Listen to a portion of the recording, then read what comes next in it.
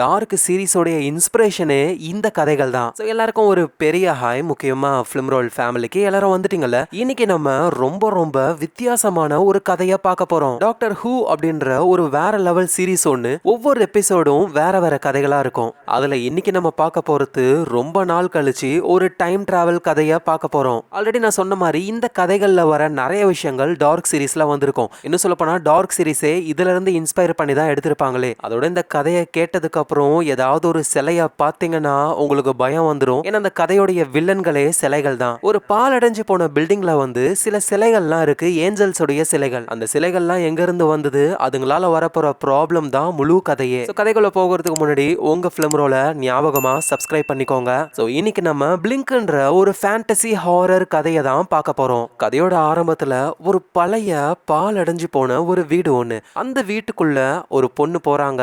அவங்க பேரு வந்து சாலி, ஒரு போட்டோகிராஃபர் அவங்க. ஸோ வீட்டுக்குள்ள போயிட்டு அங்க கீழே விழுந்து போயிருக்கிற இந்த கேண்ட்லர்ஸ், ஃபயர் பிளேஸ் இது எல்லாத்தையும் பார்த்து அவங்க போட்டோ எடுக்கிறாங்க. அதோட அந்த வீட்டோடைய மாடிக்கு போயிட்டு ஒரு ரூமை செக் பண்ணும்போது தான் அங்க செவுத்துல வந்துட்டு வால் பேப்பர் ஒட்டியிருப்பாங்க போல. அது லைட்டா பிஞ்சு போயிருக்கு. அந்த வால் பேப்பருக்கு பின்னாடி செவுத்துல ஏதோ எழுதிருப்பாங்க போல, பி அப்படின்ற வார்த்தை மட்டும் தெரியுது. ஸோ இதை பார்க்குற சாலிக்கு வந்துட்டு அதுல முழுசா என்ன எழுதிருப்பாங்கன்னு தெரிஞ்சுக்கணுன்றதுனால அந்த வால் பேப்பரை பிச்சு எடுக்கிறாங்க.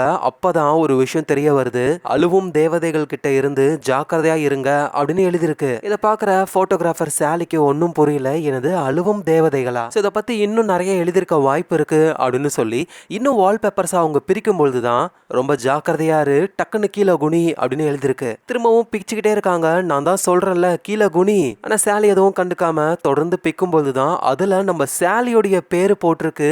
உடனே கீழே குனி அப்படின்னு எழுத சாலி பயந்து போறாங்க. டக்குன்னு கீழே குனியும் பொழுது பின்னாடி இருந்து ஒரு கல்லு அவங்க மண்டையில பட்டிருக்கும். நல்ல வேளையா அவங்க குனிஞ்சதுனால அதுல இருந்து தப்பிச்சிட்டாங்க. சோ அந்த செவுத்துல இருக்கிற வார்த்தைகளால தான் நம்ம சாலி வந்து இப்போ உயிர் பொழைச்சிருக்காங்களே. சரி, கல்லை யாரு தூக்கி அடிச்சதுன்னு பார்த்தா அது ஜன்னல் வழியா வந்திருக்கு. அந்த ஜன்னல் வழியா வெளியே போய் பார்க்கும்பொழுதுதான் அங்க கண்ணை மூடிக்கிட்டு இருக்கிற ஒரு ஏஞ்சலுடைய சிலை ஒண்ணு இருக்கு. சோ இதுதான் கல்லை தூக்கி போட்டிருக்கோமா? ஆனா இது ஒரு சிலையாச்சே அப்படின்னு சாலிக்கு ஒன்னும் புரியல. சோ நம்மளோட பேரு செவுத்துல எழுதிருக்கு அப்படின்னா இதை எழுதுனது யாரா இருக்கும்னு தொடர்ந்து வால்பேப்பரை பிக்கும் பொழுதுதான் அதை எழுதுனது டாக்டர் ஹூ 1969ன்னு போட்டிருக்கு. சாலி குழம்பி போறாங்க. சோ அதுக்கப்புறமா சாலி அவங்க வீட்டுக்கு வந்துடுறாங்க. வீட்டுல டிவி ஓடிக்கிட்டு இருக்கு. அதுல ஒரு பர்சன் பேசிக்கிட்டு இருக்காரு.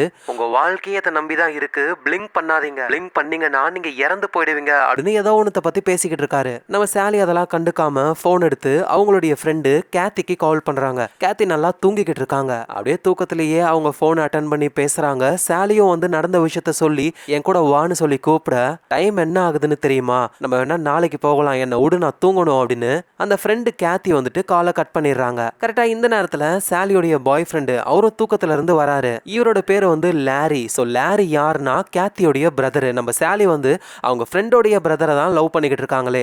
என்ன ஆச்சு சாலி, முகலாம் ஒரு மாதிரி இருக்கு? அதெல்லாம் ஒன்றும் இல்லை, கிளம்பு அப்படின்னு சாலி பாய் ஃப்ரெண்ட் கிட்ட எதுவும் சொல்லாம அனுப்பி விட்டுறாங்க. ஸோ அடுத்த நாள் ஆகுது. நம்ம போட்டோகிராஃபர் சாலியும் அவங்க ஃப்ரெண்டு கேத்தியும் அந்த பால் அடைஞ்சு போன பங்களாவுக்கு போலான்ட்டு கேட்டெல்லாம் எகிரி குதிச்சு உள்ள போக ஆரம்பிக்கிறாங்க. கேத்தியும் சாலி கிட்ட நம்ம என்ன டிடெக்டிவா, என்ன பண்ண போறோம்? சாலியும் எனக்கு என்ன தெரியும், என் பேரெல்லாம் எழுதி வச்சிருக்காங்க, யார் என்னன்னு தெரியல, வா காட்டுறேன் அப்படின்னு அவங்க அந்த பங்களாக்குள்ள போறதுக்கு முன்னாடி கார்டன்ல அந்த சிலையை பாக்குறாங்க. கண்ணை மூடி இருக்கும்ல அந்த சிலை. அதை பார்த்த உடனே சாலிக்கு ஒரு டவுட் வருது. நேத்து நைட்டு இந்த சிலை கொஞ்சம் தூரமா இருந்தது, ஆனா இப்ப ரொம்ப பக்கத்துல வந்திருக்கிற மாதிரி தெரியுது அப்படின்னு சொல்ல, ஆமா அதுவா நடந்து முன்னாடி வந்திருக்கும், ஏன் உளர்ற, நைட்ல நீ சரியா பாத்துருக்க மாட்ட, வா உள்ள போலாம், உன் பேர் எங்க எழுதிருக்கு காட்டு அப்படின்னு சொல்லி உள்ள போய் அந்த செவுத்துல இருக்கிற நம்ம சாலியோடைய நேமு கீழே குனின்னு எழுதிருக்கோம்ல அது எல்லாத்தையும் இவங்க ரெண்டு பேருமே பாக்குறாங்க. அப்ப திடீர்னு இந்த பங்களாவுடைய டோர் பெல் அடிக்க ஆரம்பிக்குது. யாரு வந்திருப்பாங்கன்னு உங்களுக்கு புரியல. சாலியும் வந்துட்டு அவங்க ஃப்ரெண்டு கேத்திய நீ இங்கேயே மேலேயே இரு, நான் போய் பார்த்துட்டு வரேன்ட்டு சாலி மட்டும் கீழே போயிட்டு டோரை ஓபன் பண்ணா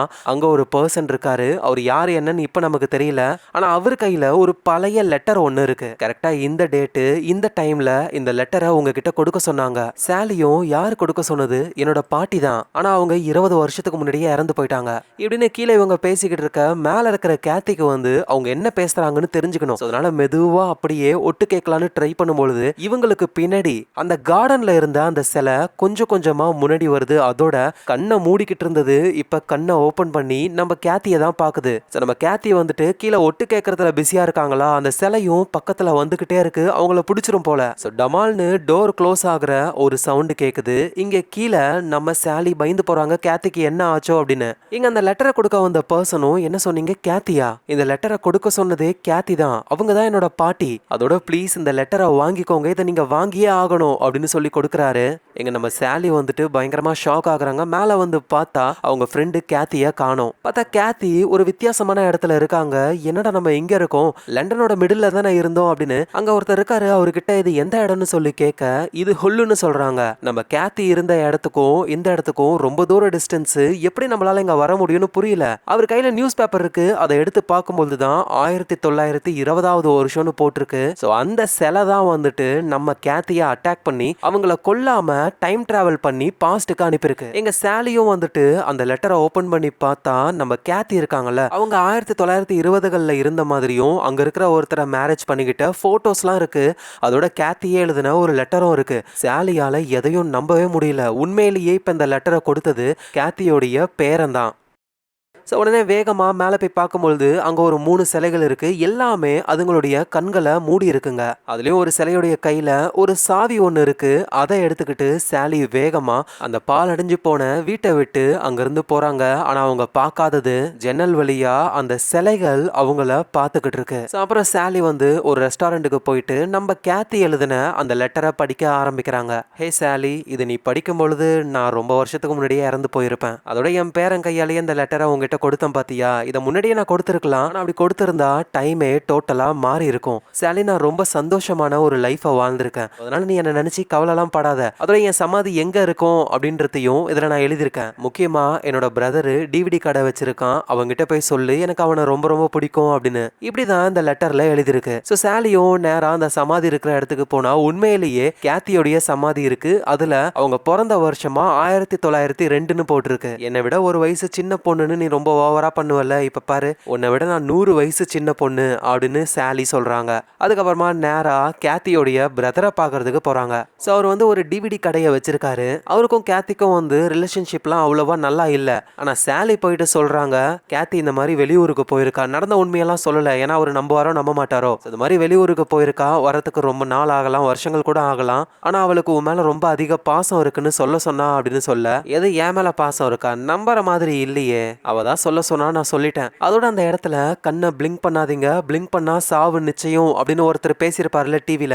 இங்கேயும் டிவில அவரு பேசுனது தான் ஓடுது. நம்ம சாலியும் அதை பார்த்துட்டு உங்ககிட்ட கேட்கணும்னு நினைச்சேன். வீட்லயும் இந்த ஆளு பேசுனது வச்சுக்கிட்டு இருந்த, இப்ப கடையிலயும் வந்து இந்த ஆளு பேசுறத வைக்கிற, யார் இந்த ஆளு, அப்படி என்னதான் சொல்ல வராரு? இவதான் லாரியும் சொல்றாரு, இது ஒரு ஈஸ்டர் எக். ஈஸ்டர் எக்னா நம்ம கிட்ட ஒரு விஷயத்த நேரடியா சொல்லாம நம்மளே அதை கண்டுபிடிக்கணும்ட்டு ஒளிச்சு வச்சிருப்பாங்கல்ல, அததான் ஈஸ்டர் எக்னு சொல்லுவாங்க. புதுசா ரிலீஸ் ஆன ஒரு 10-15 டிவிடில இந்த ஆளு பேசுற விஷயங்கள் லைட்டா வந்து போகுது. அந்த டிவிடியோடைய டிஸ்ட்ரிபியூட்டர்ஸ் கிட்டே நான் கால் பண்ண, எப்படின்னு தெரியல, ஆனா எங்க எல்லாருடைய பிரிண்ட்லயும் இந்த ஆளு பேசுறது வந்திருக்குன்னு சொல்றாங்க. அப்படின்னா இவர் நம்ம கிட்ட ஏதோ ஒரு விஷயத்த சொல்ல வராரு, அதை தான் நான் கண்டுபிடிக்க ட்ரை பண்றேன். ஆனா அதை கேட்கிற சாலிக்கு எதுவும் புரியல. அது எப்படி ஒரு டிவிடில திடீர்னு இந்த ஆளு பேசுறது வரும், வேணா பாரு அப்படின்னு பிளே பண்ணும் பொழுது அதுல அந்த பர்சன் சொல்றாரு, இது ரொம்ப ரொம்ப குழப்பமான விஷயம் அப்படின்ற வார்த்தையை அவரு சொல்றாரு. மொத்தம் ஒரு 17 கேசட்ல இவர் பேசுனது வருது. எல்லாம் வேற வேற மாதிரி பேசுறாரு. எல்லாத்தையும் சேர்த்து பார்த்தாதான் என்ன அர்த்தம்னே நமக்கு புரிய வரும். நம்ம சாலிக்கு வந்து இது ரொம்ப இன்ட்ரெஸ்டிங்கா இருக்கு. சரி, என்னென்ன கேசட்ல எல்லாம் இந்த ஆளு பேசுனது வந்திருக்கு,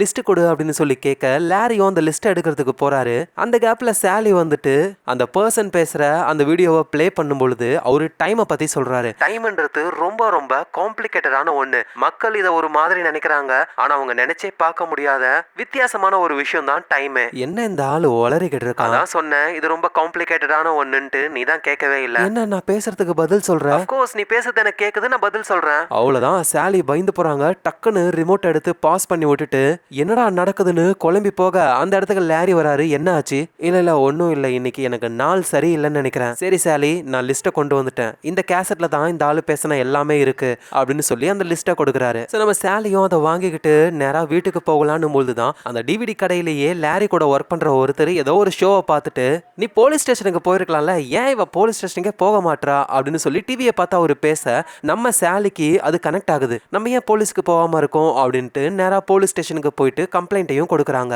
அப்ப அந்த போலீஸ் ஸ்டேஷனுக்கு ஆப்போசிட்லயே ஒரு சர்ச் ஒன்னு இருக்கு. அந்த சர்ச்லயும் சிலைகள் இருக்கு. நம்ம சாலி அந்த சிலைகளை பாக்குறாங்க. ஜஸ்ட் ஒரு செகண்ட் கண்ணை மூடி திறக்கறாங்க. பாலடைஞ்சு போன பங்களாவை பத்தி எந்த கம்ப்ளைண்ட் வந்தாலும் அவர் தான் பாப்பாரு. சோ சாலியும் வந்து நடந்த விஷயங்களை சொல்லிக்கிட்டே டிடெக்டிவ் கூட அந்த போலீஸ் ஸ்டேஷனுடைய பார்க்கிங் லாட்டுக்கு வராங்க. அப்ப அந்த டிடெக்டிவ் வந்துட்டு ஒரு போலீஸ் போன் பூத்தை காட்டுறாரு. சாலியும் அது பக்கத்துல வந்து இது என்ன போன் பூத்துன்னு சொல்லி கேட்க, ஆக்சுவலா அந்த பாலடைஞ்சு போன பங்களா இருக்குல்ல, அந்த பங்களாவுடைய பேஸ்மெண்ட்ல இதே மாதிரி ஒரு போன் பூத் ஒன்று இருக்கு. நாங்களும் எவ்வளவோ ட்ரை பண்ணி பார்த்துட்டோம். அந்த போன் பூத்தை எங்களால் ஓப்பன் பண்ணவே முடியல.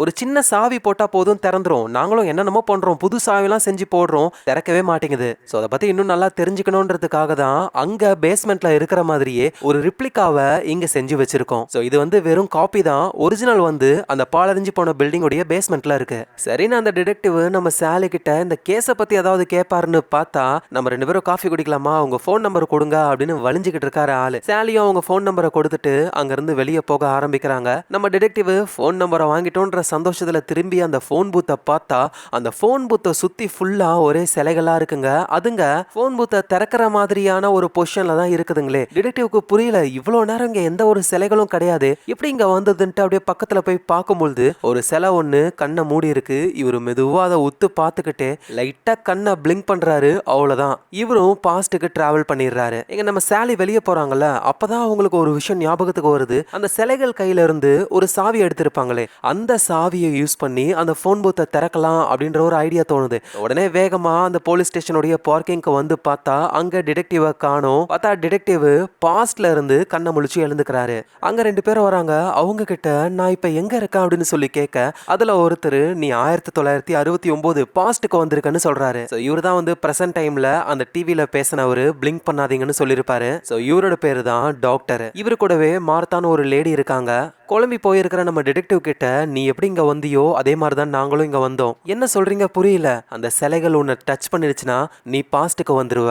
இதை வந்து நாங்க அழுவும் தேவதைகள்னு சொல்லுவோம். இந்த யூனிவர்ஸ்லயே இருக்கிற மோசமான கிரியேச்சர்ஸ்ல நம்மள ரொம்ப அழகா கொள்றது இதுங்க தான். நம்மள பாஸ்டுக்கு அனுப்பி பாஸ்ட்லயே நம்ம வாழ்ந்து செத்து போயிடுவோம். ஃபியூச்சர்ல இருக்கிற நம்மளுடைய வாழ்க்கையை அதுங்க சாப்பிட்டு அதுங்க உயிர் வாழுங்க. இப்படின்னு டாக்டர் சொல்றாரு. டிடெக்டிவ்க்கு என்ன நடக்குதுன்னே ஒன்னும் புரியல. இங்க பாருப்பா தம்பி, நீ பாஸ்டுக்கு வந்துட்ட, அவ்வளவுதான், எல்லாத்தையும் சரி பண்ண நீ எனக்கு ஹெல்ப் பண்ணணும். நீ சாலி இருக்கால, அவகிட்ட ஒரு முக்கியமான விஷயத்த சொல்லணும். ஓ, சாலியும் இங்க தான் இருக்காளான்னு டிடெக்டிவ் கேட்க, அதான் கிடையாது, அவ பிரசன்ட் டைம்ல இருக்கா. நீ அவகிட்ட பேசும்போது கிழட்டு பயலா இருப்ப. ரொம்ப வருஷம் ஆகும், அதனால நல்லா ஞாபகம் வச்சுக்கோ. சாலியோட நம்பர் வாங்கியிருப்பியே, நான் சொல்ற டேட்ல சொல்ற டைம்ல தான் நீ கால் பண்ணணும் அப்படின்னு நம்ம டாக்டர் சொல்ல, இப்ப கதை பிரசன்ட் டைமுக்கு வருது. சாலி வந்து அந்த பார்க்கிங் லாட்டுக்கு வந்திருப்பாங்க. அங்க இருந்த டிடெக்டிவ காணோம். எங்க போயிருப்பாரு அப்படின்னு யோசிக்கும் போதே டிடெக்டிவ் கிட்ட இருந்தே கால் வருது. டிடெக்டிவ் எங்க போனீங்க அப்படின்னு சாலி பேசும்போதுதான், நான் சொன்னா நீ நம்ப மாட்ட, நான் சொல்ற ஹாஸ்பிட்டலுக்கு வா அப்படின்னு சொல்லி கூப்பிட, குழம்பி போன சாலி ஹாஸ்பிட்டலுக்கு போறாங்க. போய் பார்த்தா டிடெக்டிவ் ஒரு வயசான ஆளா உயிருக்கு போராடிக்கிட்டு இருக்காரு. டிடெக்டிவ் இது நீங்க தானா அப்படின்னு சொல்ல, நான் தான் சாலி, உன்னை முதல்ல பார்க்கும் பொழுதும் இதே மாதிரிதான் மழை பெஞ்சுது. ஐயோ டிடெக்டிவ், இதுதான் அந்த மலையே. உன்னை பொறுத்த வரைக்கும் இது இப்பதானே நடக்குது, ஆனா எனக்கு பல வருஷத்துக்கு முன்னாடி நடந்த விஷயம். இடையிலேயே நான் உன்னை பார்த்திருப்பேன், பேசியிருப்பேன். ஆனா டாக்டர் தான் சொன்னாரு பாராடாக்ஸ் கிரியேட் ஆகும் அப்படின்னு.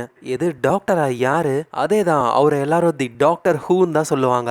நான் உனக்கு கால் பண்ணதே டாக்டர் ஒரு மெசேஜ் உங்ககிட்ட சொல்லணும்னு சொன்னாரு. என்ன மெசேஜ்னு சாலி கேட்கும்போது தான், அந்த லிஸ்ட்டை நீ பாருன்னு அவரு சொன்னாரு. எது லிஸ்டா? உங்ககிட்ட ஒரு 17 டிவிடியோடைய லிஸ்ட் கிடைச்சிருக்குமே. ஆமா, எனக்கு இப்பதான் லாரி கொடுத்தான். அது எப்படி டாக்டருக்கு 1969லயே தெரியும்? அததான் நானும் கேட்டேன். ஆனா அதுக்கு டாக்டர் நேரம் வரும்போது நீ புரிஞ்சுப்பேன்னு சொன்னாரு. அப்படின்னா ஓகே, நான் போயிட்டு என்னன்னு தெரிஞ்சுக்கிட்டு சீக்கிரமா வந்து உன்னை பாக்குறேன். ஆனா டிடெக்டிவ் வந்து ரொம்ப சோகமாகறாரு. சாலி, நீ நானும் மீட் பண்ற கடைசி நாள் இதுதான். இன்னியோட நான் இறந்து போயிடுவேன். அதுவும் இந்த மழை நிக்கும் போதெல்லாம் நான் இறந்துருவேன்னு சொல்ல, சாலியும் ரொம்ப சோகமா, அப்படின்னா நான் உன் கூடவே இருக்கேன் அப்படின்னு அந்த மழை நிக்கிற வரைக்குமே டிடெக்டிவோடைய கையை பிடிச்சுக்கிட்டு இருக்காங்க. மழையும் நிக்குது, டிடெக்டிவும் இறந்து போறாரு. அதுக்கப்புறமா இவங்க வேகமா அங்க இருந்து கிளம்புறாங்க. உடனே அவங்க வந்து லாரிக்கு தான் கால் பண்றாங்க. லாரியும் அட்டன் பண்ணி, இங்க பாரு, அந்த 17 டிவிடியில யாரோ ஒருத்தர் பேசுறாருல, அவர் தான் டாக்டர். அதோட அந்த ஈஸ்டர் எக் யாருக்காகனா எனக்காக தான். என்கிட்ட தான் ஏதோ ஒரு விஷயத்த அவர் சொல்ல வராரு. போர்ட்டபிள் டிவிடி பிளேயர் உங்ககிட்ட இருக்கா அப்படின்னு சொல்லி கேட்க,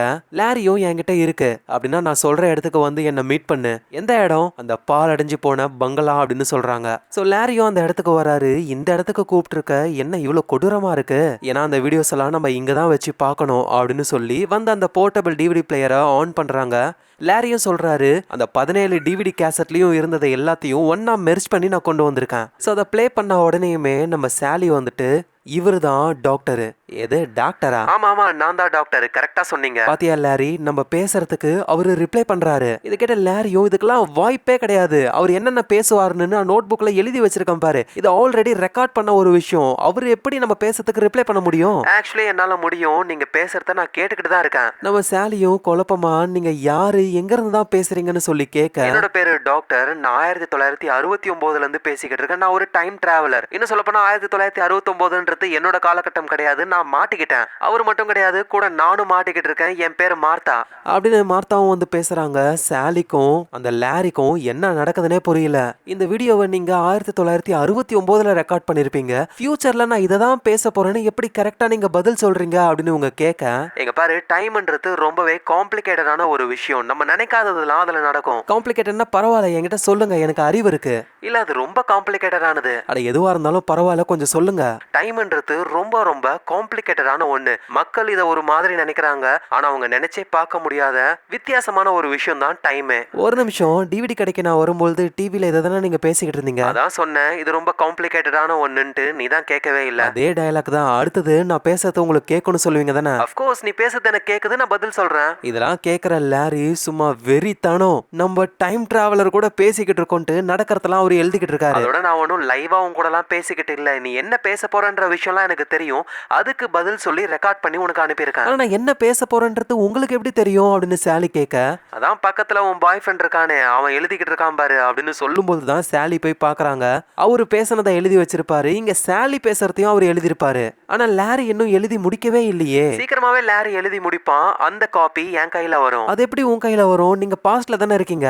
நான் தான் சொன்னல, நான் ஒரு டைம் டிராவலர், ஃபியூச்சர்ல அந்த காப்பி என்கிட்ட கிடைக்கும், அதை பாஸ்ட்டுக்கு அனுப்புவேன், அது மூலியமா நீ என்ன பேசுவேன்னு தெரிஞ்சுக்கிட்டு பதில் சொல்லிக்கிட்டு இருக்கேன். சரி, இப்ப உங்களுக்கு என்னதான் வேணும்னு சாலி கேட்கும்போதுதான், எனக்கு அந்த போன் பூத் வேணும், அதோட பேரு டார்டிஸ். பாக்குறதுக்கு தான் அது ஒரு சின்ன போன் பூத் மாதிரி இருக்கும், அது உள்ள போயிட்டா அது எவ்வளவு பெரிய இடம் தெரியுமா, அதோட அதை யூஸ் பண்ணி தான் என்னால கடந்த காலத்துக்கும் எதிர்காலத்துக்கும் டிராவல் பண்ண முடியும், அது ஒரு டைம் மிஷின் சொல்றாரு. அந்த டைம் மிஷினை அடையணும்னு தான் அந்த தேவதைகள் முயற்சி பண்ணுதுங்க. இது கேட்ட சாலியும், என்னது தேவதைகளா? நீங்க சொல்றது இந்த சாதாரண சிலைகளை பத்தியா? இதுங்க ஒன்னும் சாதாரண சிலைகள் கிடையாது, வேற ஒரு உலகத்துல இருந்து வந்த கிரியேச்சர்ஸ். ஆனா டாக்டர், பாக்குறதுக்கு இதுங்க சாதாரண சிலைகள் மாதிரி தான் இருக்கு. பாக்குறதுக்கு சிலை மாதிரி தான் இருக்கும், அது ஒரு டிஃபென்சிவ் சிஸ்டம். இந்த கிரியேச்சர்ஸ் ரொம்ப ரொம்ப பழமையானது, இந்த யூனிவர்ஸ் அளவுக்கு ரொம்ப பழமையான கிரியேச்சர்ஸ். குவாண்டம் லெவல்ல ஒரு அணுவை நம்ம அப்சர்வ் பண்ணும்போது மட்டும்தான் அது ஒரு ஸ்டேட்ல இருக்கும், நம்ம அப்சர்வ் பண்ணலன்னா அது மல்டி ஸ்டேட்ல இருக்கும். அதே மாதிரி தான் அந்த கிரியேச்சர்ஸ் நம்ம பார்க்கும்பொழுது ஒரு சிலையா நார்மலா இருக்கும், நம்ம ஒரு செகண்ட் கண்ணை மூடினா கூட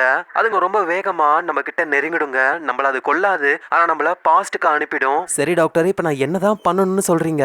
உன்னோட காலகட்டத்தில் இருக்கிற அந்த போன் பூத், என்னோட டைம் மிஷின், அதை என்கிட்டயே அனுப்பி வச்சிரு, எல்லாத்தையும் நான் சரி பண்ணிடுவேன். ஆனா டாக்டர், அதை நான் எப்படி பண்றது அப்படின்னு சாலி கேட்கும் பொழுது டாக்டரும், நீ இதுக்கப்புறம் என்ன பேசுற அப்படின்ற இன்ஃபர்மேஷன் என்கிட்ட எதுவும் இல்ல, மேபி அந்த சிலைகள் உங்ககிட்ட நெருங்கிடுச்சுங்கன்னு நினைக்கிறேன். சோ நீங்க பண்ண வேண்டிய ஒரே விஷயம், தயவு செஞ்சு பிளிங்க் பண்ணிடாதீங்க. அந்த சிலைகளை நீங்க பாத்துக்கிட்டே இருக்கிற வரைக்கும் உங்களுக்கு எந்த ஒரு பிரச்சனையும் இல்ல, சோ அதனால அதை பாத்துக்கிட்டே இருங்க, பிளிங்க் பண்ணாதீங்க, உங்க வாழ்க்கையை அதை நம்பிதான் இருக்கு, பிளிங்க் பண்ணாதீங்க, பிளிங்க் பண்ணீங்கன்னா நீங்க இறந்து போயிடுவீங்க அப்படின்னு டாக்டர் பேசின கடைசி வார்த்தைகளும் முடியுது. இந்த இன்ஃபர்மேஷனை தான் நம்ம சாலிக்கு கிடைக்கணும் அப்படின்னு ஈஸ்டர் எக்கா டிவிடில அவரு போட்டிருப்பாரு தனித்தனியா. சாலியும் லாரி கிட்ட, இப்ப நம்ம என்ன பண்றது, பேசாம நான் இன்னும் கொஞ்சம் எழுதுறேன், அப்பதான் அவரு கூட நம்மளால பேச முடியும்னு எழுதலாம்னு நினைக்கும் பொழுது நம்ம சாலி லாரிய பாக்குறாங்க. லாரி அவர் எழுத போற அந்த நோட் புக்கை பாக்குறாரு. இப்படி ரெண்டு பேருமே அந்த சிலைகளை பார்க்காம இருக்காங்க. அப்படின்னா என்ன ஆகும்னு டக்குன்னு அந்த சிலையை பார்க்கும் பொழுது அது முகமே ரொம்ப கொடூரமா இவங்களை பிடிக்கிற மாதிரி வருது. பிடிச்சிருக்கும், நல்ல வேலையா அதுக்குள்ள இவங்க பார்த்துட்டாங்க போல, அதனால அது அப்படியே சிலையா அசையாம இருக்கு. சோ ரெண்டு பேருமே அந்த சிலையை பார்த்துக்கிட்டே அப்படியே மெதுவா எழுந்து நிக்கிறாங்க. ஏய் சாலி, பிரச்சனை இல்ல, இந்த சிலையை நம்ம பார்த்துக்கிட்டே இருந்தோம்னா நமக்கு எந்த ஆபத்தும் கிடையாது அப்படின்னு சொல்லும்போது சாலி சொல்றாங்க, இந்த ஒரு சிலை மட்டும் கிடையாது, இன்னும் 3 சிலைகள் இருக்கு, அதுங்க மேலதான் இருக்குங்க, நான் போய் அதை பாக்குறேன், அது வரைக்கும் நீ இந்த சிலையை ஒத்து பார்த்துக்கிட்டே இரு, கண்ணை கூட சிமிட்டிடாத, அப்படி பிளிங்க் பண்ணனா அவ்வளவுதான், அது உன்னை போட்டு தள்ளிடும் அப்படின்னு சொல்ல, அடி பாவி, என்ன தனியா கோத்து விட்டு போறியா, என்ன காப்பாத்து, அதுக்காக தான் நானும் முயற்சி பண்றேன், நீ பார்த்துக்கிட்டே இரு அப்படின்னு மெதுவா அவங்க அங்க இருக்கிற ஒரு ஜன்னலை திறக்க ட்ரை பண்றாங்க. பார்த்தா எல்லாமே லாக்ல இருக்கு. அந்த சிலைகள் எல்லாத்தையும் லாக் பண்ணிடுச்சு. நம்ம இந்த வீட்டுக்குள்ளேயே இருக்கணும்னு நினைக்குதுங்க. லாரியும் பிளிங்க் பண்ணாம அந்த சிலையை பார்த்துக்கிட்டே நம்ம எதுக்கு இங்க இருக்கணும்னு அதுங்க நினைக்குதுங்க. ஏன்னா அதுங்களுக்கு தேவையான ஒரு பொருள் என்கிட்ட இருக்கு. என்ன பொருள்? சாவி. சரி, அதை கொடுக்க வேண்டியதானே. அதை கொடுத்தா எல்லாமே சொதப்பிக்கும். டாக்டர் பண்ண எல்லாமே வீணாயிடும். சோ மேல இருக்கிற அந்த 3 சிலைகளை நான் பாக்குறேன். அதுங்க நகர்ற மாதிரி சவுண்ட் கேக்குது அப்படின்னு அவங்க போயிடுறாங்க. எங்க நம்ம லாரி அந்த சிலையை பாக்குறாரு. அது பயங்கர கொடூரமா அவரை பாத்துக்கிட்டு இருக்கா. கண்ணை சிமிட்டக்கூடாது கடவுளே அப்படின்னு ஆளு நடுங்கி போயிருக்காரு. பின்னாடி நம்ம சாலிக்கு என்ன ஆச்சோ அப்படின்னு திரும்பி பார்க்கணும்னு அவருக்கு தோணுது. ஆனா திரும்பி பார்த்தா ஏதாவது நடந்துட்டா என்ன பண்றது அப்படின்னு சொல்லி ஜஸ்ட் ஒரு செகண்ட் சாலி அப்படி திரும்பி பார்த்துட்டு டக்குன்னு அந்த சிலைய பார்த்தா அது ரொம்ப பக்கத்துல அவரை பிடிக்கிற மாதிரி வந்து நிக்குது. ஐயோ சாலி அப்படின்னு இவரு கத்தராரு பயங்கரமா. சாலியும் வெளியே போகிறதுக்கான வழியை தேட ட்ரை பண்றாங்க. சுத்தமா முடியல. அதோட மத்த 3 சிலைகளும் எங்க இருக்குன்னு யோசிக்கும் போதுதான் சாலி கண்டுபிடிக்கிறாங்க. பேஸ்மெண்ட்ல தானே உண்மையான அந்த போன் பூத் இருக்கு. அங்கதான் அந்த சிலைகள் போயிருக்கும். சீக்கிரம் என் கூடவே வா அப்படின்னு சொல்லி கூப்பிட லாரியும் அப்படியே அந்த சிலைய பார்த்துக்கிட்டே மெதுவா அவரும் பேஸ்மெண்ட்டுக்கு வராரு. பேஸ்மெண்ட்ல தான் அந்த போன் பூத் இருக்கு. அதை சுத்தி தான் அந்த 3 சிலைகளும் இருக்குங்க. அதை பார்த்துக்கிட்டே இருக்கிற வரைக்கும் இவங்களுக்கு எந்த ஒரு ப்ராப்ளமும் இல்ல. சோ சாலி வந்து முன்னாடி பாக்குறாங்க. லாரி வந்து பின்னாடி பார்த்துக்கிட்டு தப்பி தவறி கூட அந்த சிலைகள் அசையக்கூடாதுன்ட்டு அப்படியே பார்த்துக்கிட்டே சாலி அந்த சாவியை எடுக்கிறாங்க. ஆனா நம்ம லாரி பார்த்துட்டு இருப்பார்ல மேல ஒரு சிலை. அந்த சிலை இப்ப மேலதான் இருக்கு. இங்க இவங்க இருக்கிற இடத்துல திடீர்னு லைட்டு விட்டு விட்டு எரிய ஆரம்பிக்குது. அப்படின்னா மேல இருந்த சிலை இந்த வீட்டுடைய கரண்ட்டை ஸ்பாயில் பண்ணுது. இது மூலியமா லைட் ஆஃப் ஆகி மொத்தமா இருட்டாயிடும்ல. இவங்களால பார்க்க முடியாத நிலைமை தானே அது.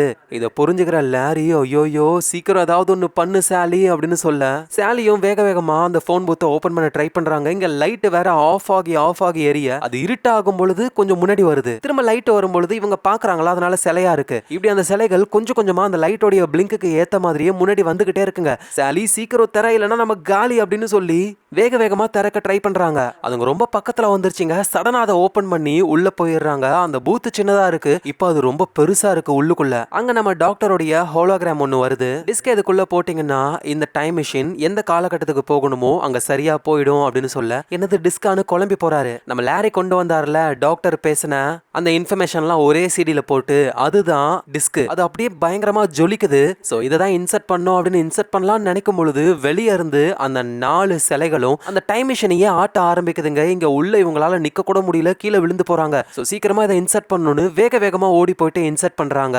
சோ இவங்க நினைச்ச மாதிரியே அந்த டைம் மிஷின் அங்க இருந்து மறைஞ்சி நம்ம டாக்டர் கிட்டயே போயிடுது. அந்த டைம் மிஷின் மட்டும் தான் போகுது. நம்ம சாலியும் லாரியும் அங்கேயே தான் இருக்காங்க. அவங்கள சுத்தி தான் அந்த சிலைகள் இருக்கு. சாலி உடனே சீக்கிரம் அதை உத்து பாத்துக்கிட்டே இரு, கண்ணை சிமிட்னா கூட நம்ம காலி அப்படின்னு சொல்லும் போதுதான் லாரி சொல்றாரு அதுக்கு அவசியமே இல்ல. என்ன சொல்ற? ஏன்னா டாக்டர் பயங்கரமான ஒரு ட்ரிக்கை யூஸ் பண்ணிருக்காரு. அந்த டைம் மிஷினை எடுக்க 4 சைட்ல இருந்து இந்த 4 சிலைகள் வந்து இப்ப அந்த டைம் மிஷின் மறைஞ்ச உடனே சிலைகள் ஒவ்வொன்னும் ஒவ்வொருத்தருடைய முகத்தை பாத்துக்கிட்டு இருக்குங்க. சோ அதுங்களோட முகத்தை அதுங்களே பாத்துக்கிட்டு இருக்கிறதுனால அதுங்களால நகரவே முடியாது. நம்ம தப்பிச்சிட்டோம் அப்படின்னு லாரி சொல்றாரு. அதுக்கு ஏத்த மாதிரியே இவங்களும் செக் பண்றாங்க. அவ்வளவுதான், அந்த சிலைகளால இதுக்கப்புறம் நகரவே முடியாது, இதுங்க இங்கேயே இருக்கட்டும் அப்படின்னு அங்க இருந்து லாரியும் சாலியும் எஸ்கேப் ஆகுறாங்க. சோ இந்த இடத்துக்கு யாருமே வராத வரைக்கும் அந்த சிலைகளால சுத்தமா நகரவே முடியாது. சோ இந்த விஷயங்கள் நடந்து 1 வருஷங்கள் கடந்து போகுது. நம்ம சாலி வந்து அவங்க பாய் ஃப்ரெண்ட் கூட அந்த டிவிடி கடையை தான் நடத்திக்கிட்டு இருக்காங்களே. அப்ப ஒரு பேக்கேஜ் அவங்க பாக்குறாங்க. பாய் ஃப்ரெண்டும் வராரு. லாரி என்ன பாத்துக்கிட்டு இருக்குன்னு பார்த்தா அந்த சிலைகளுடைய போட்டோஸ்லாம் இருக்கு. நடந்த விஷயங்கள் எல்லா இன்ஃபர்மேஷனையும் எழுதி ஒரு பேக்கேஜா இவங்க ரெடி பண்ணி வச்சிருக்காங்க. லாரியும் சாலி இதெல்லாம் நடந்து 1 வருஷமே ஆயிடுச்சு, இன்னும் நீ இதை மறக்க மாட்டியா? எப்படி என்னால மறக்க முடியும்? யோசிப்பாரு. அந்த செவுத்துல எழுதி வச்சிருக்காரு இவரு, சாலி நீ கீழே குனியணும் அப்படின்னு சொல்லி. அவர் மட்டும் அப்படி எழுதி வைக்கலனா கல்லு என் மண்டையில பட்டு நான் இறந்தே போயிருப்பேன். அதை எப்படி அவர் எழுதினாரு? சோ டாக்டருக்கு இந்த விஷயங்கள்லாம் எப்படி தெரியும்? இதை நம்ம தெரிஞ்சுக்கணும்ல. ஆனா சாலி சில விஷயங்கள் நமக்கு தெரியாதுதான், ஆனா அதுக்காக நம்ம கவலைப்படணும்ன்ற அவசியம் இல்ல. ரொம்ப டயர்டா இருக்க, நான் போய் உனக்கு மில்க் வாங்கிட்டு வரேன் அப்படின்னு லாரி அங்க இருந்து போயிடுறாரு. சோ சாலியும் டிவிடி ஷாப்ல அப்படியே சோகமா உட்காந்துக்கிட்டு இருக்கும்போது வெளியே ஒருத்தங்களை பார்த்து ஷாக் ஆகுறாங்க. அது நம்ம டாக்டரும் மார்த்தாவும் தான். சோ வேகமா போயிட்டு டாக்டர் டாக்டர் அப்படின்னு சாலி கூப்பிட டாக்டரும் திரும்பி பார்த்து யார் நீங்க, உங்களுக்கு என்ன வேணும்? என்ன டாக்டர், என்ன ஞாபகத்துல இல்லையா? எனக்கு எப்படி ஞாபகத்துல இருக்கும்? நானே இந்த இடத்துக்கு இப்பதான் வரேன். ஓ அப்படின்னா நீங்க பாஸ்ட் டாக்டரா? என்ன சொல்றீங்க நீங்க சொல்ற மாதிரி தான் டாக்டர். டைம்ன்றது ரொம்பவே குழப்பமானது. அதோட நீங்க ஒரு டைம் டிராவலர்ன்ற விஷயமும் எனக்கு தெரியும் டாக்டர். ஓ அப்படியா, ரொம்ப நல்லது. இப்ப நாங்க வில்லுலாம் எடுத்துக்கிட்டு ஒரு மிருகத்தை பிடிக்கிறதுக்கு தான் போய்கிட்டு இருக்கோமே, ஒரு முக்கியமான வேலை இருக்கு, நான் போகட்டுமா? சாலியும் டாக்டர் ஒரு நிமிஷம், நீங்க போகிறதுக்கு முன்னாடி இந்த ஃபைல் எல்லாம் வச்சுக்கோங்க அப்படின்னு அந்த பேக்கேஜை கொடுக்குறாங்க.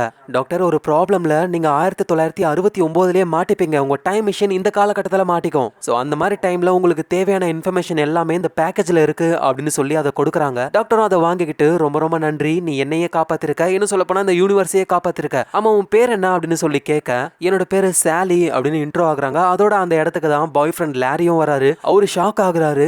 அப்படின்னா இந்த விஷயம்லாம் நடந்தது இப்படிதானா அப்படின்றத இவருக்கு புரிய வருது. ஸோ டாக்டரும் மார்த்தாவும் வந்துட்டு இந்த உலகத்தை காப்பாத்துறதுக்காக ஏதோ ஒரு கிரியேச்சரை தேடி போறாங்க அந்த பேக்கேஜை எடுத்துக்கிட்டு. ஸோ ஃபியூச்சர்ல அவங்க 1969 மாட்டுவாங்க.